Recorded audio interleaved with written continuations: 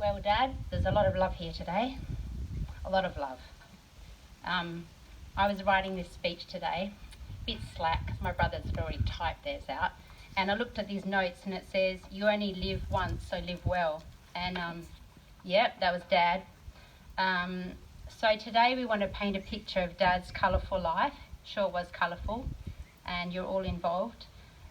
Saturday morning we were planning this.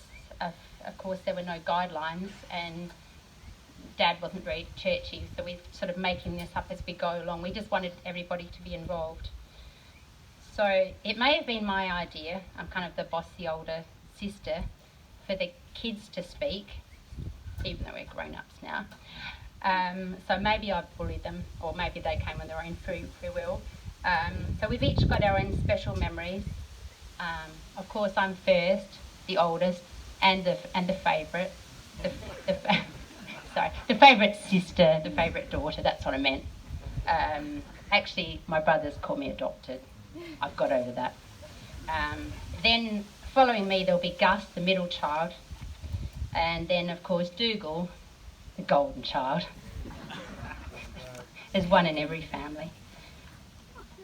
So my cherished memory of many is the week I shared a bunk with Dad. I don't think he snored as much then, in a cramped little room in Pretty Valley Lodge, Falls Creek. It was really special, just the two of us. I can't remember when it was, 92 or 93. I think I was about 29 and Dad was about 57. So, a bit of background information about this. So, Dad, as you know, was pretty sporty. So were my brothers. I missed out somehow, but anyway. I'm not exactly sure what inspired him to start skiing in his 50s, but maybe someone can fill me in after. Maybe it was on his bucket list, or maybe he thought, what the heck. So apparently he skied in his 20s in Switzerland, and I know he skied in Australia because I saw some black and white snaps of him on wooden skis. Anyhow, the skiing idea kicked off, and there was this flurry of running out to the Willow Point mailbox. And then he bought a push bike, so he rode that around the clay pans, had tubeless tyres, so didn't get the three-corner jacks as much. I'm not sure when he booked his first trip to Falls Creek. I think he was in his 50s. Okay, I don't have all the facts here. And I think it might have been with Bob Wheeldon. Anyway, I'm not sure. Communication not really being a strong point. Mum found out quite late in the piece that Dad was off to the snow. Poor Mum. She always found out last. He kind of presumed Mum wouldn't want to come skiing, so just didn't tell her. So he had a few exciting ski trips prior to our trip, and he really thrived on them.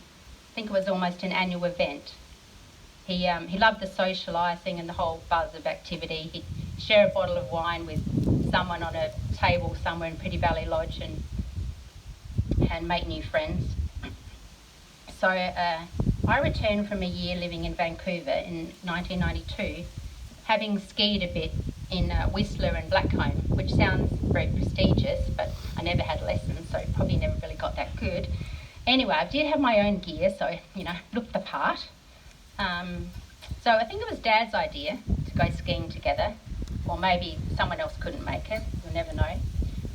But I do remember the long drive, and it is quite a long drive, not living anywhere near the snow around here. So we left at, 4:30 in the morning, stopped for a pie somewhere, and I played all my CDs that I'd bought in Canada, and Dad didn't complain much about my music, because even though it did contain a little bit of country and western, and he wasn't really big on country and western, but he didn't complain because he didn't complain. Anyway, so the first day of skiing, we have some lessons, because that's apparently what you do. You have a lesson in the morning, and that's that trial period when you see what, how good you are if you're in the wombats or the kookaburras or whatever. So Dad was in a higher level. Yay, so lo and behold, he's in a higher ranking. So anyway, even though I had all the gear, So we still managed to ski together in the afternoon and do Wombats Ramble at the end of the day. So Dad probably, looked like this, and I was a bit, snow ploughy. But anyway, looked the part, so that's the main thing. I think on the home run, going down Wombats Ramble, I looked like I was, parallel skiing. So each night we shared a bottle of red, probably in a few more, because that's what you do. And things were pretty peachy until the sauna situation. Well, so thought we'd have a sauna. So Dad and I were in the sauna, and there was a few hot boys in the sauna, so I think I had my eye on those boys. That was before I met Manu, by the way.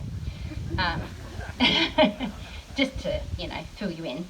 So I'm unsure of the context, but Dad kind of ruined any chances I'd had with those boys, and I don't know how it came about, but he says, "Oh, Madeleine's always had beefy legs."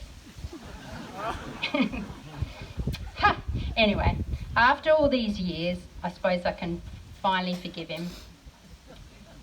So, Dad, I cherish these and other memories, despite that remark. My dad, a man of few words, a great listener, a thinker, kind and generous, a nonconformist, a bit of a rascal. I love you and I miss you.